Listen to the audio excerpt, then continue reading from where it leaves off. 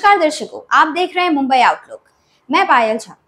आज हम बात करेंगे उस सच्चाई की जो आजादी के 78 साल बाद भी हमारे सामने कड़वा सवाल बनकर खड़ी है।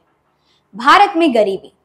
जैसे जैसे देश आगे बढ़ा, डिजिटल इंडिया, चंद्रयान, G20 की अध्यक्षता जैसी बड़ी उपलब्धियां मिली, लेकिन क्या देश की आम जनता भी उस रफ्तार से आगे बढ़ पाई? क्या जो सपना महात्मा गांधी और बाबा साहेब अम्बेडकर ने देखा था, उसका एक हिस्सा भी पूरा हो पाया? आइए जरा पीछे चलते। साल 1971 जब भारत में पहली बार आजादी के बाद जनगणना करवाई गई थी, उस समय देश की आबादी थी महज 34 करोड़, लेकिन गरीबी वो किसी महामारी से कम नहीं थी। करीब 25 करोड़ लोग गरीबी में जी रहे थे, यानी लगभग 80% आबादी गरीब थी। उस दौरे में एक आम आदमी की सालाना आय सिर्फ 280 रुपए थी।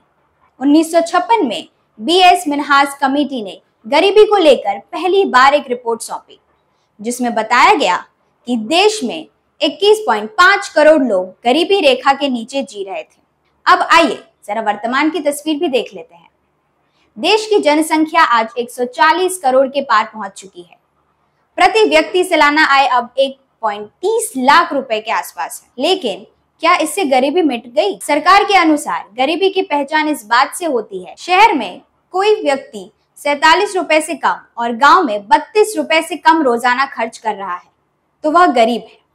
हालांकि इस परिभाषा पर विवाद भी हुए, लेकिन जो आधिकारिक आंकड़े हमारे पास है वो 2011 से 12 के हैं। उस वक्त देश में करीब 26.9 करोड़ लोग गरीब रेखा के नीचे जीवन जी रहे थे। तो सवाल ये है कि क्या जनगणना के आंकड़ों में दर्ज ये नंबर ही हमारी असली तस्वीर है, या फिर असल भारत आज भी भूख, बेरोजगारी और मूलभूत सुविधाओं की जंग लड़ रहा है? अब जब देश 16वीं जनगणना की ओर बढ़ रहा है, वो भी डिजिटल और जातिगत आंकड़ों के साथ, तो उम्मीद यही है कि ये सिर्फ गिनती नहीं होगी, बल्कि जमीनी सच्चाई को सामने लाने वाला दस्तावेज भी साबित होगा।